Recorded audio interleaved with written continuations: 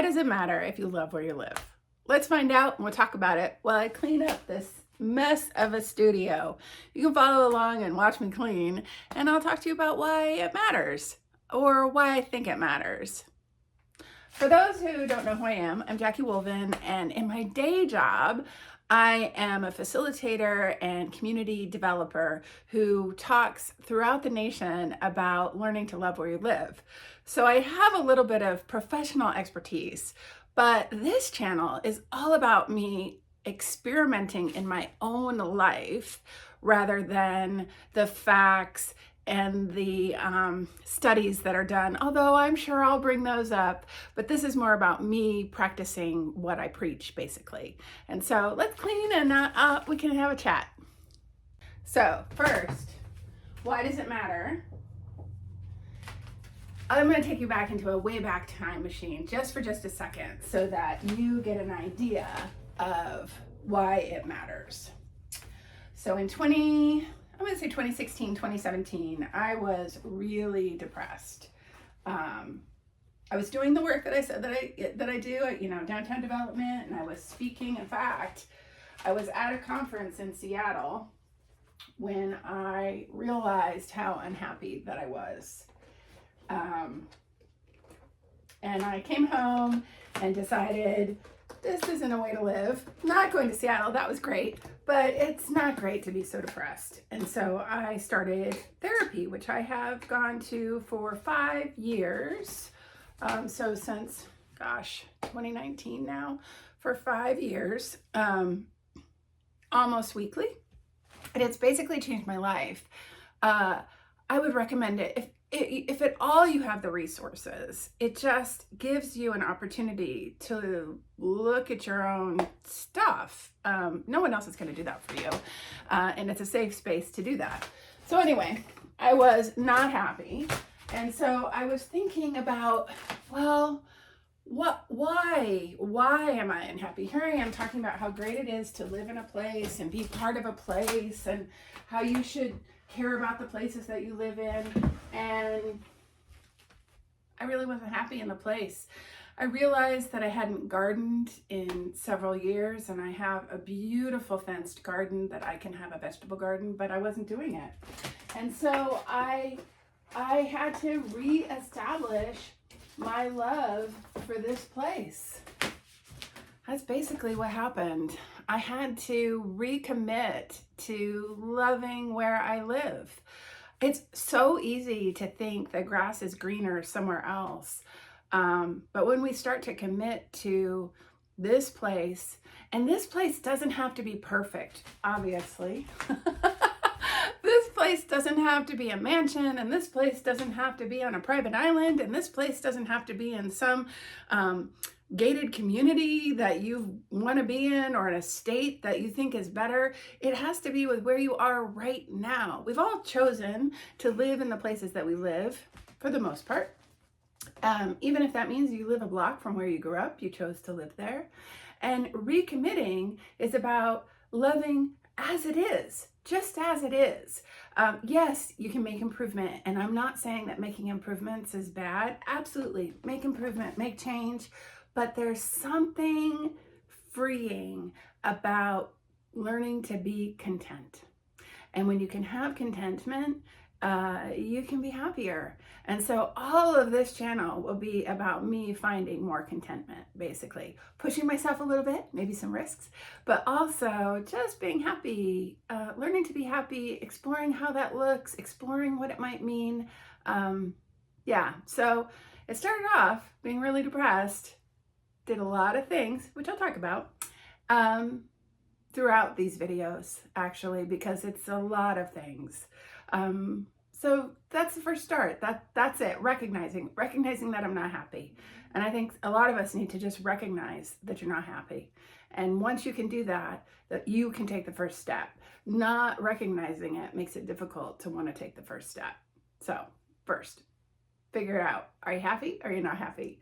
It's okay. Either way, none is right, actually, and you're not happy all the time. So just recognize where you are and where you are today. Well, I'm going to try to clean while I talk to you. I don't know if I can do it, but let's give it a try. The second thing that you should do, or that I did, that you might do, is learn to take care of what you have. So when you're not happy with where you are, what you're doing, or in the place you're in, you tend to not take care of it. Or if you do, you don't take care of it lovingly. And I think that a lot of us fall into that, where we're just not taking care of things. Especially if you're depressed at all. It's hard to want to clean, honestly. And so taking a little bit of time to really just wash your dishes and do your laundry and take care of the outside will make a difference, right? That will make a difference. That's the kind of care. If you can do that, those small steps will help you engage deeper into the place that you are, into your home, into your work. So that could be in your workplace too. Set yourself a little commitment that I'm going to spend 10 minutes a day picking up. I'm going to spend time really doing the dishes. I'm going to spend time sweeping my front porch, whatever that is for you. Having that kind of care and commitment will help you feel more engaged in the place that you're in. I know that when I'm really unhappy, I'm not interested in taking care of the places that I live and love. And so that's the next step. So the third thing that I recommend is being in it. Go outside. Granted, I'm not outside right now. I'm in this very messy studio. But go outside. Be in nature in the best way that you can be. So I'm originally from Southern California and then lived in San Francisco for 10 years. And so I know that in city environments, it can be harder to find nature. Not everyone lives on 15 acres in the Ozarks. I get it. But there is nature just about anywhere. And honestly, you can just go outside and look up. I have a really good friend who everyone sends her photos of the outside of clouds and cloud formations or sunsets and I think there's something to that looking up, we spend so much time looking down at our devices, that looking up not only is good for our neck and our shoulders and our back, but just good for our mental health because we are refocused on what's really around us. So my recommendation to really love where you live is to try to get outside as much as possible, even if that is just 5 minutes a day. So as some of you know, if you watched the last video, I am working on a challenge to get myself to have my first cup of coffee outside. And you would think, where I live, it's beautiful. That would be easy to do. It would be a no-brainer. I just want to go run outside. But I have habits that I'm finding hard to break. So my usual routine is to have my coffee and to go in the living room and put my headphones on and use a meditation app to do a meditation and then to write in my journal. I've been doing that for 20 plus years. And so this small change to go outside and have my coffee has been a challenge. It's been a real challenge, but there's benefits. I can already see I'm only on day 3 and I can tell that there are benefits to going outside. You get to feel the weather. You get the sunlight on your eyes, which is proven study to make you happier, and you get to have a more freeing feeling. Homes are confining. It doesn't matter how big your home is. My home is tiny, but all homes are confining because they're spaces. And so that step outside is a real shift, and I'm practicing it. I'm practicing. I'm not great at it yet. But what I would say is that's it. It's just a practice, right? Try to go outside. Give yourselves 5 minutes. I'm going to go after work, I'm going to go stand outside. It doesn't matter if you're in a parking lot and you go stand in the grass area where the light pole is in between the cars. That is enough. That's outside. So don't make it complicated for yourself. But it is one way that will help you ground into loving where you live.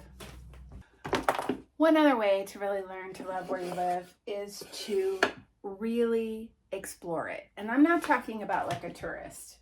I'm not saying you have to go to every tourist attraction. When we lived in San Francisco, we would never go to the tourist attractions. Friends and family would come and we would say, you should go.